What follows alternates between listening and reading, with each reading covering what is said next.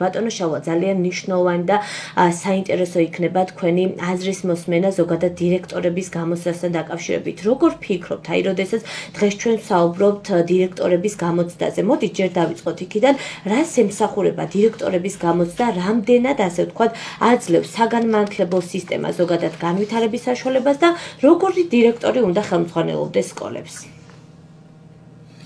ბატონო, მოგესალმებით, მევესალმები თქვენს მსმენელებს. კონკრეტული გამოცდა და სერტიფიცირების პროცესი ცალკე აღებული, რა თქმა უნდა, რაიმე ტიპის შედეგის მომტანი ცალკე აღებული არ იქნება. თუმცა სისტემა, რომელიც გულისხმობს განათლების სისტემაში კვალიფიციური სასწავლო პროცესის ხელმძღვანელი საგანმანათლებლო ლიდერის არსებობას და მთელ საგანმანათლებლო პოლიტიკას ამაზე მიმართავს, რომელიც გულისხმობს როგორც კვალიფიციური კადრების შერჩევას, ასევე მათ უწყვეტ პროფესიულ განვითარებას, ასევე მათთვის მაქსიმალურად დელეგირებას სხვადასხვა გადაწყვეტილების მიღების, ისევე როგორც მათ გათავისუფლებას სხვადასხვა პოლიტიკური საზოგადოებრივი წნეხისგან და მათ უზრუნველყოფას სოციალური თვალსაზრისით. მთელი ეს კომპლექსი, რა თქმა უნდა, უზრუნველყოფს საგანმანათლებლო სივრცეში მაღალკვალიფიციური საგანმანათლებლო ხელმძღვანელის შემოსვლას. ხოლო ეს რომ ძალიან მნიშვნელოვანია, ყველა კვლევა, რომელიც ამ მიმართულებით ხორციელდება მსოფლიოს მასშტაბით, ამას ცხადყოფს, რომ სკოლის ხელმძღვანელი არის ერთ-ერთი მნიშვნელოვანი ფიგურა მოსწავლეთა აკადემიური მიღწევების თუ განვითარების თვალსაზრისით. მაგალითად, წინადროინდელი წინა კვლევები ამბობდნენ, რომ სკოლის ხელმძღვანელს მასწავლებლის შემდგომ ყველაზე მეტი გავლენა აქვს მოსწავლეთა აკადემიურ მიღწევებზე და იყო ძალიან მნიშვნელოვანი ამ თვალსაზრისით სკოლის დირექტორის შერჩევა და მისი პროფესიული განვითარება.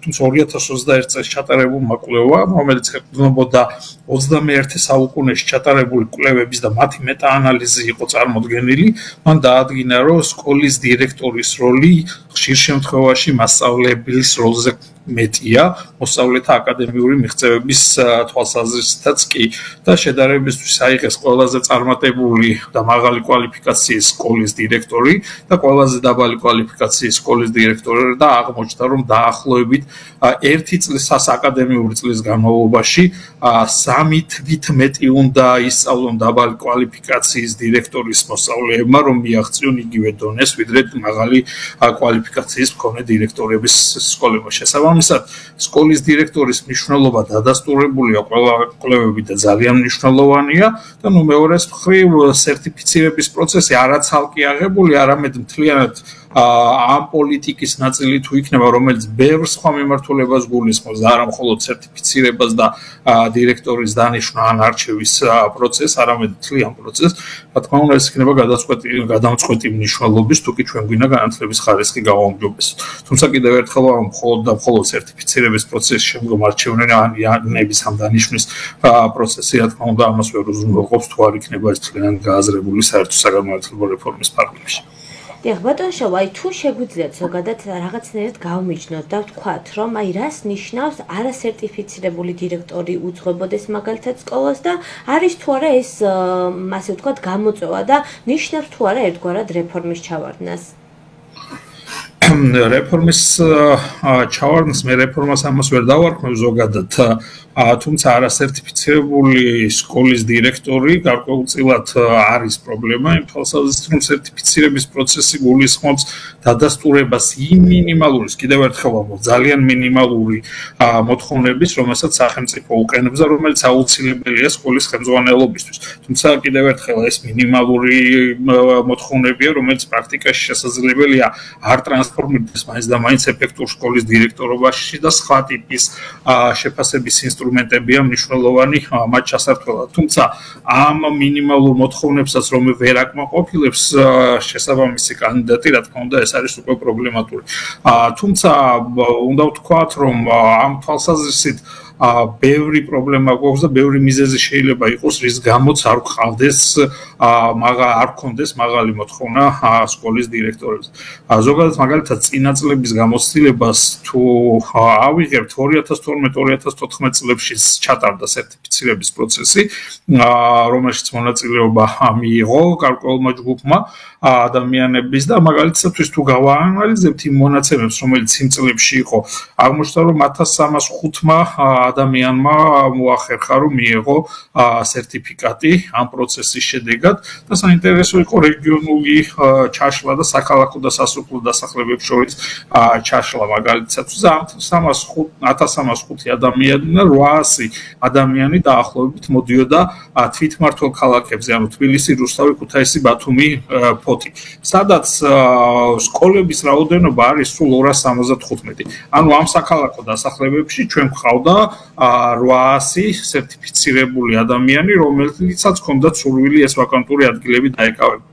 ხოლო მთელ დანარჩენ საქართველოში, სადაც 1750-ზე მეტი სკოლა იყო დარჩენილი საჯარო სკოლებზეა საუბარი, მხოლოდ 500 სერტიფიცირებული ადამიანი. ანუ თვალნათელია, რომ ჩვენ სერიოზული დეფიციტი გვაქვს და კადრების ამ თვალსაზრისით სერტიფიცირების პროცესის გამოავლენს ამას და თუმცა ეს გასაკვირი არ არის. მაგალითად, თუ ჩვენ რა ტიპის პასუხისმგებლობა აქვს სკოლის დირექტორს და რა კვალიფიკაციას მოითხოვს თუნდაც სტანდარტი, რომელიც მიხედვითაც გამოსატარდება და მეორე რა არის ანაზღაურება ამ სკოლის დირექტორის თვალნათელია რომ მაინც და მაინც დიდი მოთხოვნა და ყველაზე კვალიფიციური კადრები ამ თვალსაზრისით არ უნდა შემოდიოდნენ.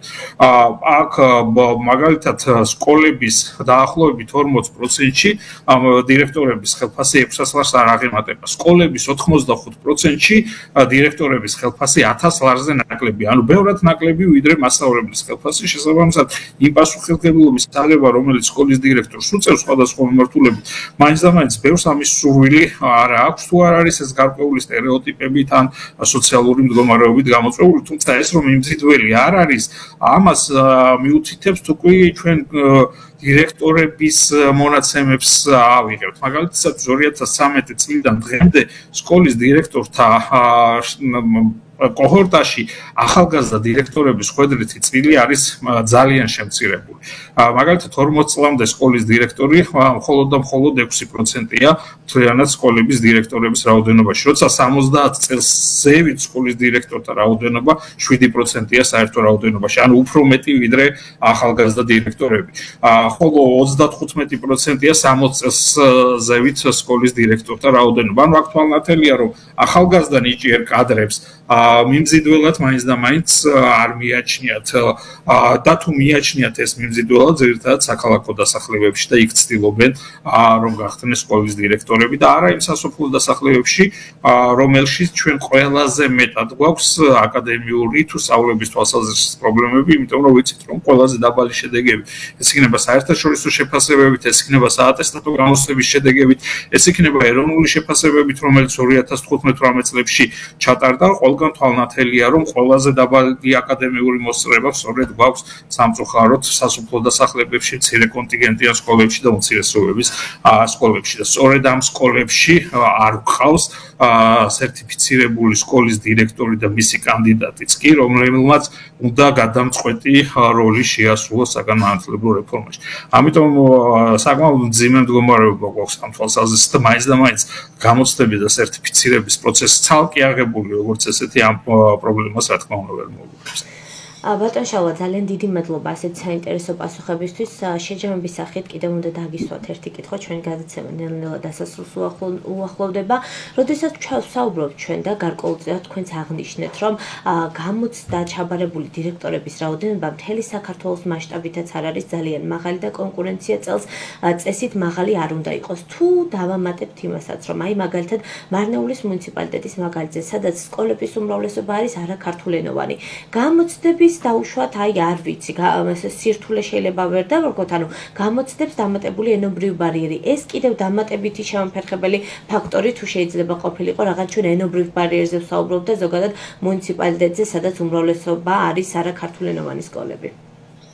კი ბატონო, ენობრივი ბარიერი, რა თქმა უნდა, დამატებითი ბარიერი არის. ენობრივი ბარიერი, დამატებითი ბარიერია არა მხოლოდ სერტიფიცირების პროცესში, არამედ შემდგომ პროფესიული განვითარების პროცესში, ან ნებისმიერი სკოლის მართვის პროცესში, იმიტომ რომ სახელმწიფო ენის არცოდნა ეს ნიშნავს, რომ ეფექტურად ვერ მართავ. ისევე როგორც თუნდაც ინგლისური ენის არცოდნა ნიშნავს ამას, იმიტომ რომ არაერთი და მნიშვნელოვანი შესაძლებლობა არის სწორედ ინგლისურ ენაზე. ამიტომ ენის არცოდნა უკვე პრობლემაა და მით უმეტეს სახელმწიფო ენის არცოდნა. თუმცა კიდევ ერთხელ ვიტყვი, მხოლოდ სახელმწიფო ენაზე ფოკუსირება, ცოტა საკითხის გამარტივება მგონია, ეს ერთ-ერთი მნიშვნელოვანი პრობლემაა, თუმცა არა ერთადერთი, არამედ ჩვენ სერიოზული პრობლემა გვაქვს კვალიფიციური კადრების ყველგან მთელ საქართველოში, მათ შორის რა თქმა უნდა, ქვემო ქართლის რეგიონში, იგივე დღევანდელ ვითარებას თუ ავიღებთ, მთელ ქვემო ქართლის რეგიონში მხოლოდ 47 სერტიფიცირებული სკოლის დირექტორი იყო, რომელიც მუშაობდა, ხოლო 179 მთელ რეგიონში იყო არასერტიფიცირებული. ისევე როგორც ყველა სხვა რეგიონში ეს პრობლემა დგას სერიოზულად, გარდა კიდევ ერთხელ დიდი ქალაქებისა, თბილისი, ქუთაისი, რუსთავი და ბათუმშიც კი სერიოზული პრობლემაა სერტიფიცირებული დირექტორების თვალსაზრისით. თუმცა მეორე მხრივ ენობრივი კომპეტენციები რომ კიდევ დამატებითი პრობლემაა, თუ კი შევადარებთ მაგალითად არჩეულ და დანიშნულ სკოლის დირექტორებს 2021 წლის მონაცემებით, თუ კი ეს მაჩვენებელი დაახლოებით 54% იყო ქართულენოვან სკოლებში, დაახლოებით 40%-მდე სომხურენოვან სკოლებში, აზერბაიჯანულენოვან სკოლებში 8% გვყავდა მხოლოდ არჩეული სკოლის დირექტორი და 92% გვყავდა მინისტრის მიერ დისკრეციული უფლებებით დანიშნული სკოლის დირექტორი, რაც ენობრივი კომპეტენცია აქ იყო პრინციპში განსაზღვრელი, რომ ნაკლებად იყვნენ არჩეული სკოლის დირექტორები, იმიტომ რომ შესაბამის მოთხოვნებს ისინი ვერ აკმაყოფილებდნენ. თუმცა კიდევ ერთხელ მხოლოდ ენაზე ფოკუსირება გამარტივება იქნება იმ პრობლემის, რომელიც გვაქვს. კარგად მოსაუბრე, ქართულად მოსაუბრე სკოლის დირექტორი შეიძლება იყოს, მაგრამ ის იყო სკოლის სუსტი დირექტორი, იმიტომ რომ ვერ აკმაყოფილებდეს რეალურად იმ დიდ მოთხოვნებს, რომელიც რეალურად ჭირდება ჩვენს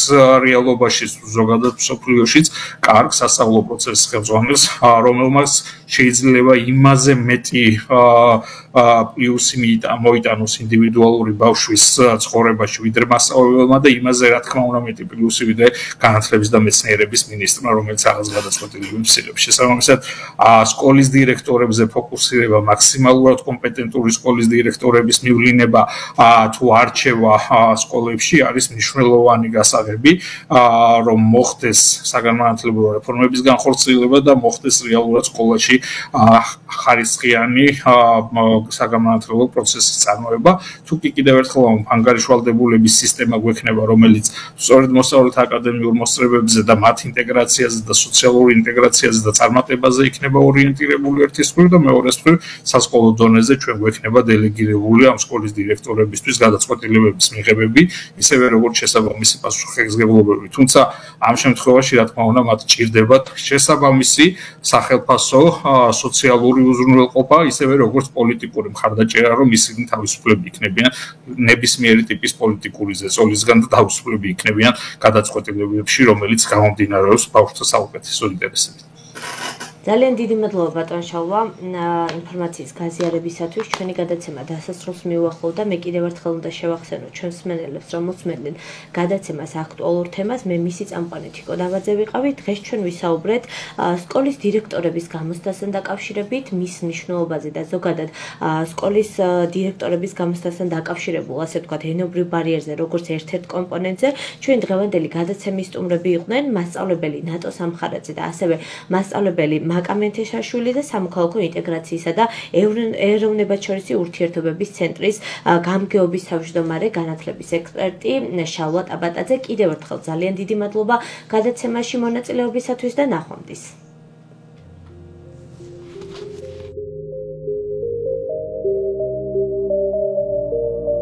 შენ გაქვს უფლება იცოდე უფრო მეტი, მიიღო ის, რასაც შენ თვლი მნიშვნელოვნად. თვითმმართველობა, საზოგადოება, კულტურა. გადაწყვეტილებების მიღება შენი მონაწილეობით. გადაწყვეტილებების მიღება შენი ჩართულობით უნდა მოხდეს. აქტუალური თემა, დღეს განიხილე, მიიღე მონაწილეობა, გააკეთე არჩევანი. აქტუალური თემა, რადიო მარნიულის ეთერში, ყოველ პარასკევს, 18 საათზე. შენ გაქვს უფლება იცოდე უფრო მეტი.